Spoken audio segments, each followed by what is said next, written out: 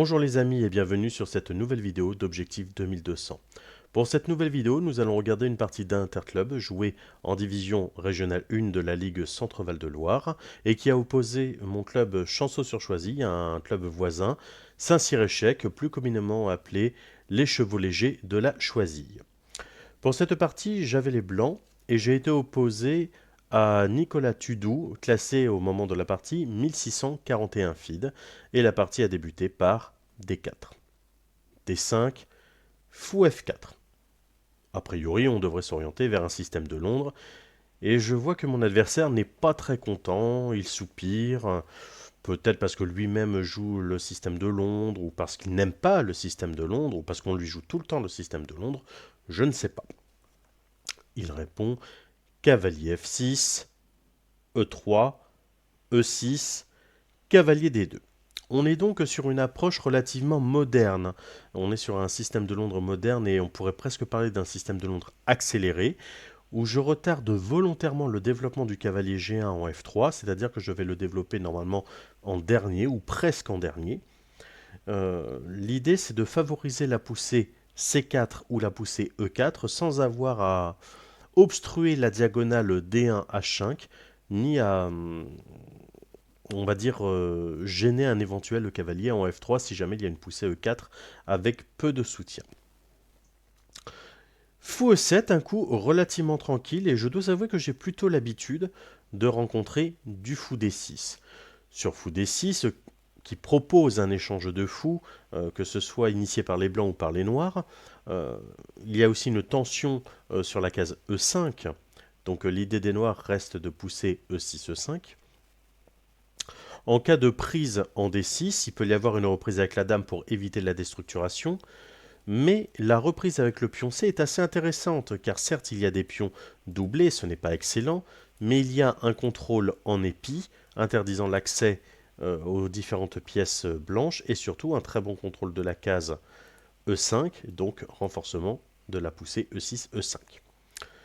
Il peut y avoir également, et ça je dois avouer que je l'affectionne, il peut y avoir un repli en G3 avec l'idée, en cas de prise en G3, reprise avec le pion H, pour avoir immédiatement une colonne H semi-ouverte et peut-être jouer avec du fou D3 et G4 pour chasser le cavalier F6 de la défense de H7.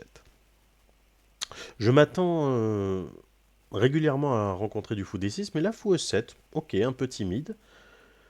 Fou D3, je sors mon fou pour contester le contrôle de la case E4, je m'apprête donc dans un temps relativement proche à jouer le coup libérateur E3, E4, et je commence à taper sur H7. Cavalier BD7, un cavalier rampant. C'est pas inintéressant dans le sens où ça renforce et C5 et E5. Certes, les noirs sont un petit peu en concé, un petit peu enfermés, mais il n'y a pas de grosse faiblesse. Cavalier GF3, C5. C3, j'opte pour une structure pyramidale avec pour tête D4 et pour base B2 et F2. Bien entendu, il peut y avoir des idées à base de dame B6, ce à quoi j'aurais répondu du dame B3 pour proposer un échange. L'échange des dames va profiter au camp qui ne possède pas le pion, ce qui veut dire qu'en cas d'échange immédiat en B3, reprise avec le pion A, je contrôle une large bande de 4 cases interdisant l'accès aux pièces noires, et puis surtout, la colonne A est plutôt intéressante. Les noirs ont la possibilité de jouer du C4 et donc de faire une fourchette. Dame prend B4, dame prend B6, A prend B6 et fou C2 avec l'idée E4. C'est à peu près égal, peut-être un tout petit peu mieux pour les noirs, dans le sens où ils ont plus d'espace. Mais cette position, je l'ai jouée tellement de fois, je me sens à l'aise. Je peux jouer du E4, je peux jouer du B3, je peux même jouer dans certains cas du roi E2 pour éviter d'avoir à roquer. C'est plutôt ok. Mais mon adversaire a décidé de jouer du B6. Et là, je vois qu'il y a des trous sur case blanche. Il peut y avoir des idées à base de cavalier E5, peut-être du fou B5 aussi, du dame A4. Mais l'idée de B6 n'est pas tant de sécuriser C5 que de préparer un fou B7 pour contrôler à distance la case E4. Donc l'idée, c'est vraiment de retarder au maximum la poussée libératrice E3, E4. Cavalier E5, menaçant un petit cavalier C6. Donc cavalier prend, pion prend. Je décide volontairement de casser ma structure, mais c'est pour mieux chasser le cavalier F6 qui conteste la case E4.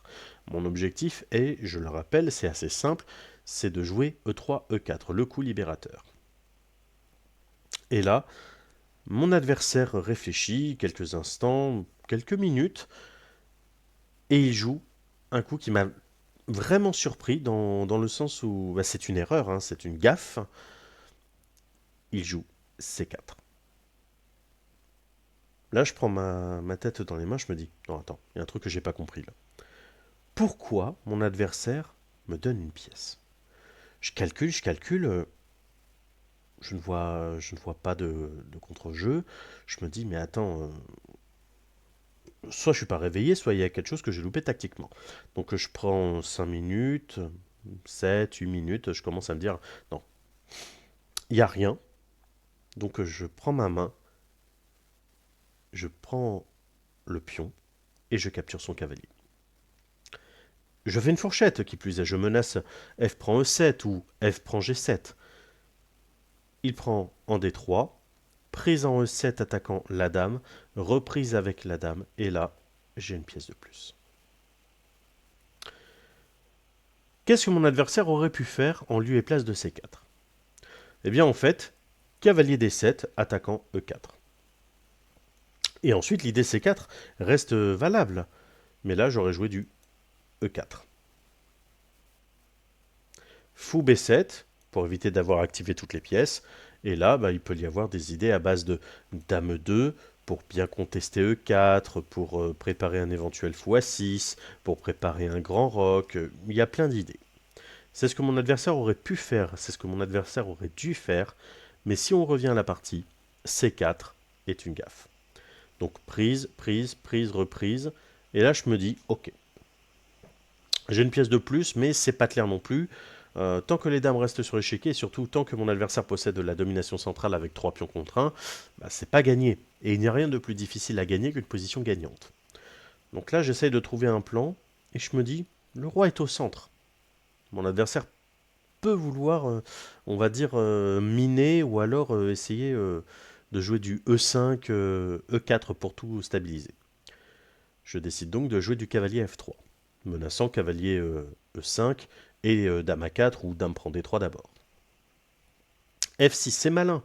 L'idée, c'est de jouer du E5, E4. Donc je fais du dame prend D3, j'autorise du E5. Mais E5 n'est pas jouable, car sur E5 attaquant le fou et menaçant E4 fourchette, il y a dame prend D5 intermédiaire, ce qui permet d'attaquer la tour. Même s'il y a du fou B7, dame B5 échec intermédiaire, et je peux reculer le fou, je conserve ma pièce de plus. J'ai même un bonus d'un pion. Mon adversaire s'en aperçoit et décide de roquer. À titre prophylactique, je replie mon fou. Fou B7 protégeant le pion D5. Cette fois, la menace E5 existe. Petit roc. Tour à D8, protégeant le pion D. Bon, renforçant l'idée E6, E5, puis E5, E4. A4. L'idée de A4, c'était surtout de casser un petit peu la structure de type fianchetto ouvert au niveau de l'aile dame. J'ai une majorité de 3 contre 2, mais c'est insuffisant. Il faut que j'ouvre un petit peu plus la position. E5. Il menace E4. J'enlève la dame, je la place en B5, ce qui me permet de créer un petit vis-à-vis sans conséquence dame fou par rayon X. Je tape toujours sur D5, mais je vais pouvoir utiliser la colonne D autrement. Tour D7. Tour FD1, je prends la tour la plus proche, car je veux garder la possibilité de jouer du A5 avec protection de la tour 1. Tour FD8, tour D2, dame F7, tour AD1. On est dans l'esprit d'un canon d'Alekhine, mais ce n'est pas du tout un canon d'Alekhine. La dame ne participe pas. De par la structure Capablanca, donc B2, C3, E3, F2, je contrôle bien le centre et je sais que l'objectif de mon adversaire devrait être, dans de bonnes circonstances bien évidemment, de pousser D5, D4. Tour C8. Je vois qu'il veut aller en C5. Je vois également qu'il y a une tension sur D7. Il y a une attaque directe, plus de par la batterie tour-tour, une attaque indirecte. Je réfléchis un petit peu, et là je me dis, mais attends, il y a autre chose. Il y a aussi une situation de fourchette.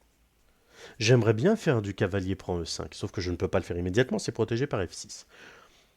Je décide donc d'investir la pièce que j'ai en plus pour compliquer un petit peu la position. C'est peut-être une erreur de procéder ainsi, mais je décide de faire du fou prend E5 en espérant pion prend, cavalier prend, fourchette, double attaque, gagnant la tour. Bien entendu, mon adversaire l'a vu et a joué du tour C5.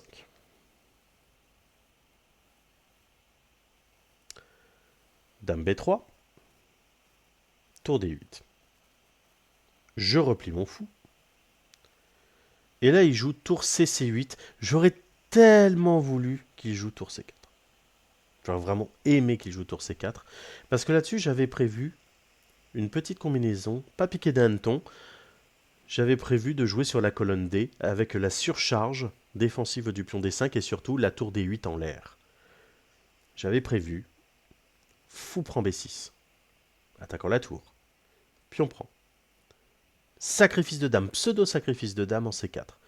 Donc dame prend C4. Prise en C4. Prise en D8, échec.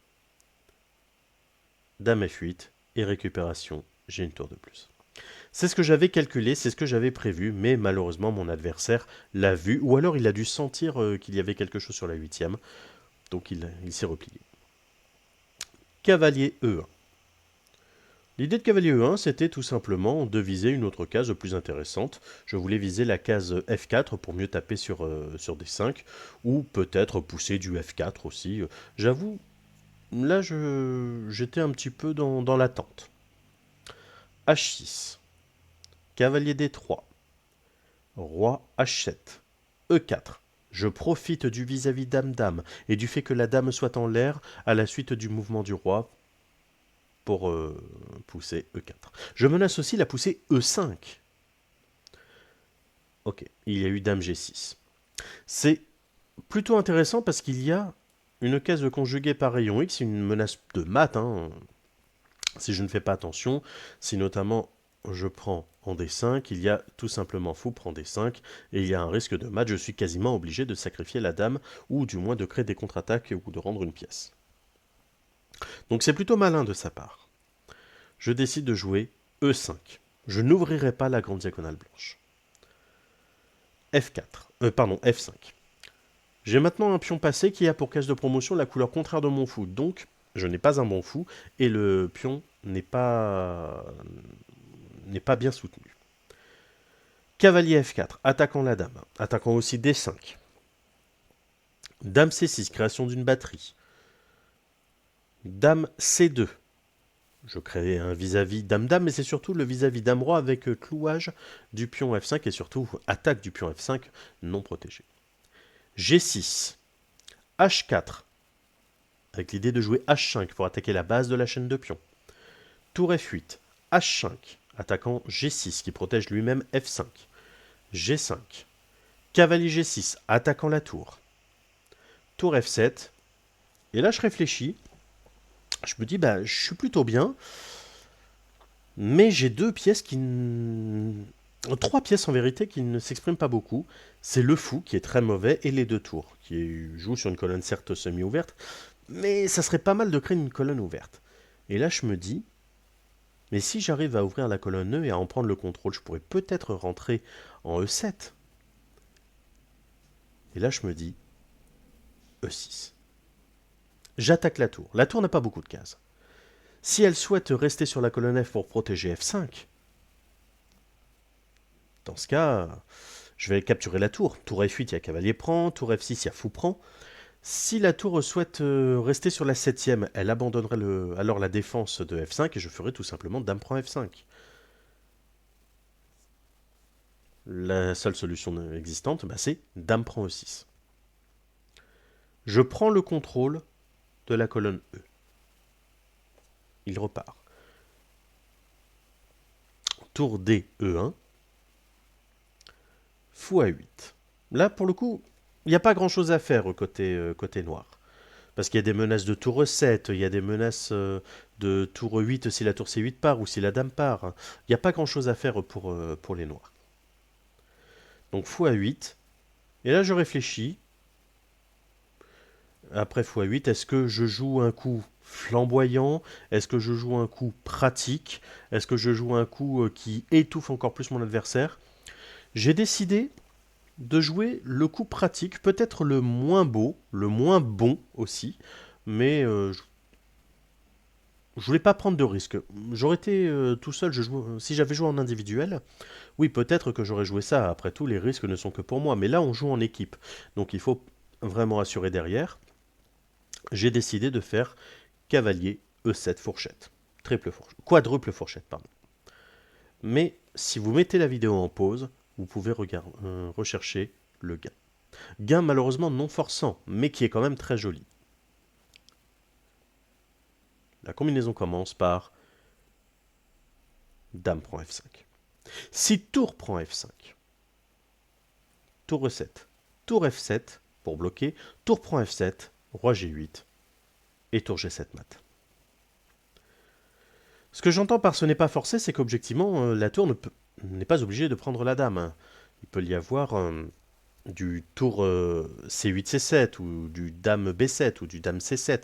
Mais, admettons qu'il y ait ce genre de considération, il peut y avoir du tour E7, clouage, avec possibilité de jouer en défense tour F8, mais il y a cavalier prend F8 échec. Le gain est quand même assuré. Là, on menace du tour E7, celui de tour G7 mat. C'est inévitable. Alors, je n'ai pas voulu jouer ça, parce que je jouais en équipe, tout simplement. J'ai donc joué cavalier E7, tour B7, dame B7, pardon, pour éviter de perdre la dame. Bien entendu, tour prend E7 se heurtait à tour prend roi G8, tour G7, échec forçant plus ou moins roi F8, car sur roi H8, il y aurait alors une moulinette, gagnant la dame. Donc roi F8, dame prend F5, échec, forçant dame F6, dame prend, mat. Donc dame B7 a été joué, cavalier prend, dame prend, tour E8, échec, pas échec, attaque de la dame, plus contrôle de la case conjuguée, H8, dame B7, et tour H8, échec et mat. C'était une partie, je ne vais pas mentir, plutôt facile à gérer, parce que mon adversaire a fait un cadeau. Au-delà de ce cadeau, je trouve que les plans ont été trouvés assez rapidement, ils étaient relativement simples à mettre en place. Et si je me souviens bien, l'équipe a gagné 3-0, donc ça reste un très bon résultat d'équipe. Voilà les amis, merci d'avoir regardé cette vidéo. N'hésitez pas à lâcher des commentaires et des pouces bleus. Non seulement ça fait toujours plaisir, mais ça aide au référencement de la vidéo. Je vous dis à très bientôt pour une prochaine vidéo.